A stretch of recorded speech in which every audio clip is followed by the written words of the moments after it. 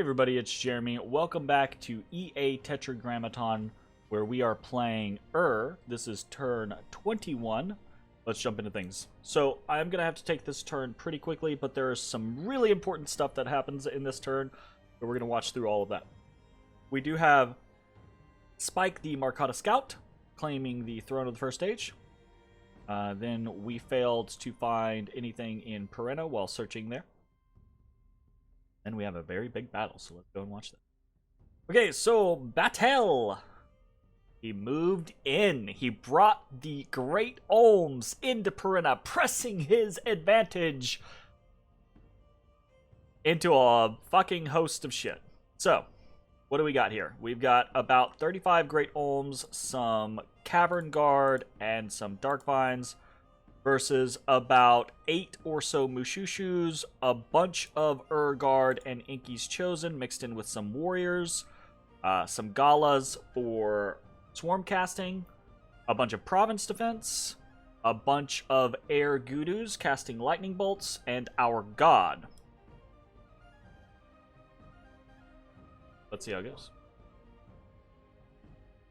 So, right off the bat, we get a whole bunch of shots on the Province Defense, which is great for us.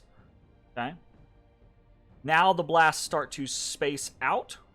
Another good thing is we have this chaff from our God. The swarm bugs come in. And this is probably the single most important thing. Is that with all of the units on the battlefield, some of them still frozen from the initial wave, right?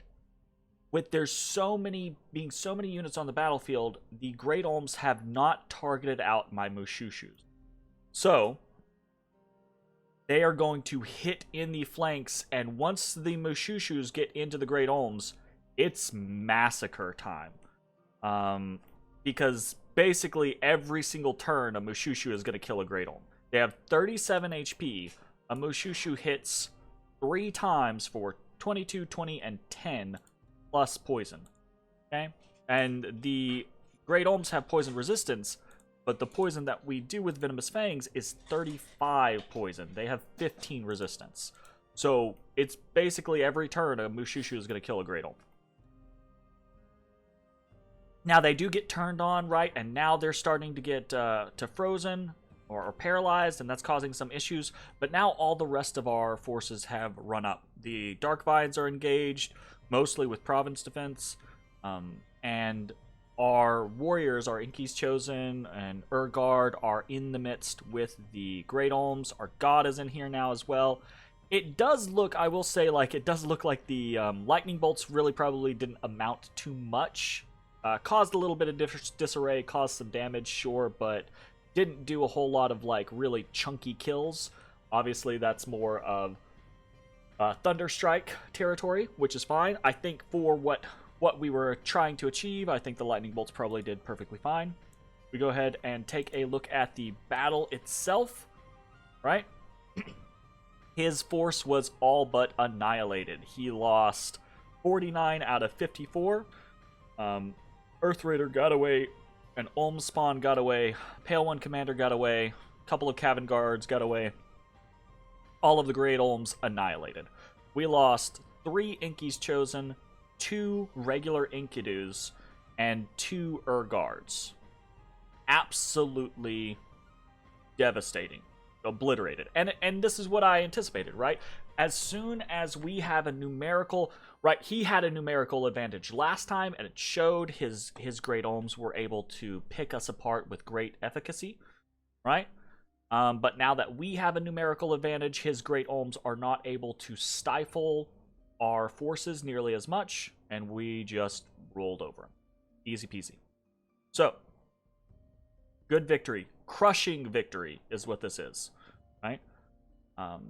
And then we have an unexpected event in Greenwoods, where we found a handful of fire gems in a hot valley. Nice. Okay, so what are we doing? And this is where the kind of quick part of the turn comes in, is we're not resting on our laurels, we're pushing forward. Now, we do need to make sure we are cautious. He could still trap us doing a Province Defense, a PD dump or something like that, right? So we have to be cautious about something like that. But we are going to press forward. In some ways. So let's start at the bottom, right, and actually look at what we're doing. Recruitment-wise, we're just grabbing a Gudu here in Kronberg, and we're going to grab a Gudu here in along with, as usual, a Mushushu. This is because we are saving our money. Next turn, I want to be popping a fortification down in Perenna. Okay? We are moving in C1 with his forces, 26 units, or 26 mixed infantry and 6 Mushushus, kind of riddled with some wounds, so not the greatest, but they're reinforcement and they're going to be good for that. So he is moving all the way up to Perenna, okay? We have a little bit of a dance going on here between Elder 5 and Elder 3, as Elder 5 is done here in Kunaral. We hit 19 this turn and bumped up to 20, so we have, it's still not a great province defense here, but going to 20 does get us a Wolf Tribe Shaman, which has a chance, it is Nature 1, which can do things like Vine Arrow or stuff like that, right? Which can actually tilt a fight, or at least more likely, right, if someone were to raid here, it wouldn't win the fight for us, but it would cause a little more damage, right? Hitting someone with a Vine Arrow might be that they lose a Sacred, or a Thug takes a wound, or something like that. And that little mitigation can really change things over the course of a game. So, plus it also gets us more unrest reduction and more patrol strength. So, a worthy 20 gold, I believe. But now we're done here, so we're going to do this little dance where Elder 3 heads into Greenwoods to start building the defense there, and then Elder 5 will move into Tessifon to continue the defense there, which he's going to complete this turn, basically, and then be able to move into another location. So from there, yeah, that goes. We're actually getting pretty close here in Gladewood. So shortly, this Elder 2 will probably be moving up towards the Agartha front when we hopefully, fingers crossed, take over. So what's happening in Perenna?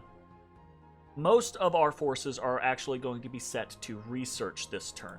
Okay, this is going to boost our research up to 134, which is going to allow us to get to Alteration 5 in just a few turns, which is pretty awesome.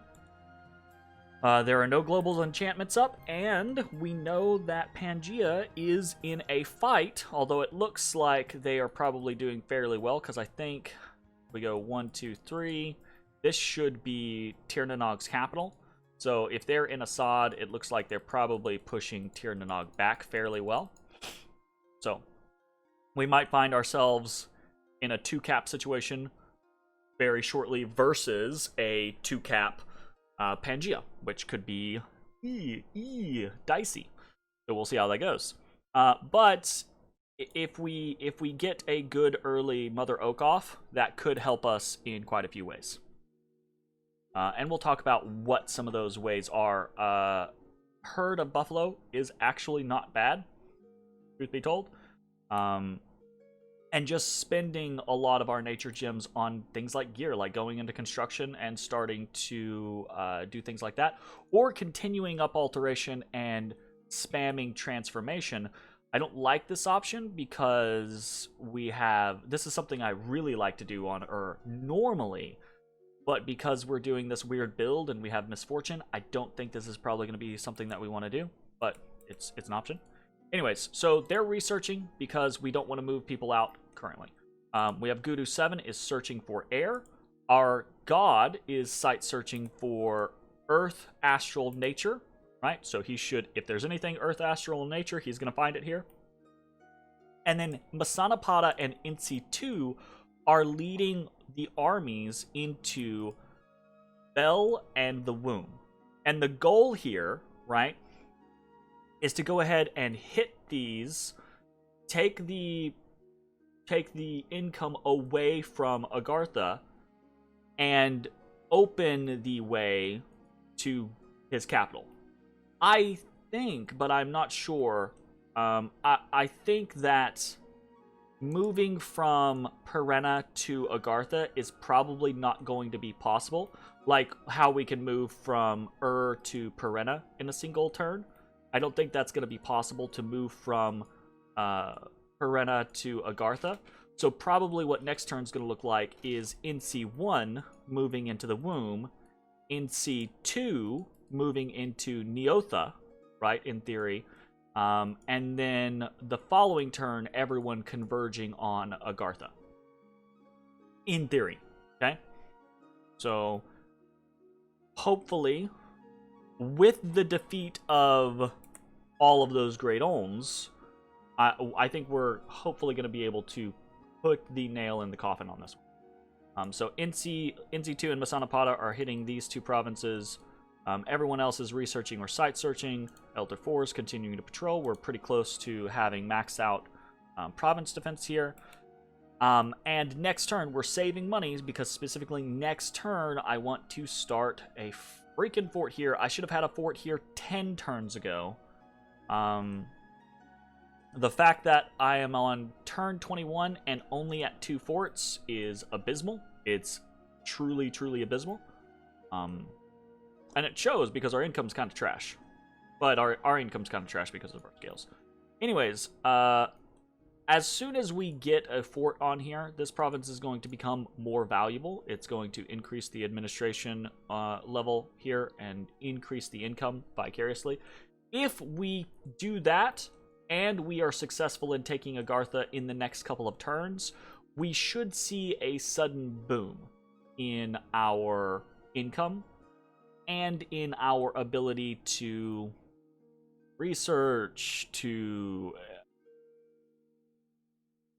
project strength, make alliances, offer trade, etc., etc. We've already been in communication with Yomi about maybe Femoria is a good target. There's the I'm gonna open the dialogue with Femoria. Maybe Yomi's a good target. There's the situation that's currently underway with Pangaea. I need to reach out to Tirdanog to figure out what their situation is, if they're interested in doing anything. But so this is basically where we stand as far as this turn goes.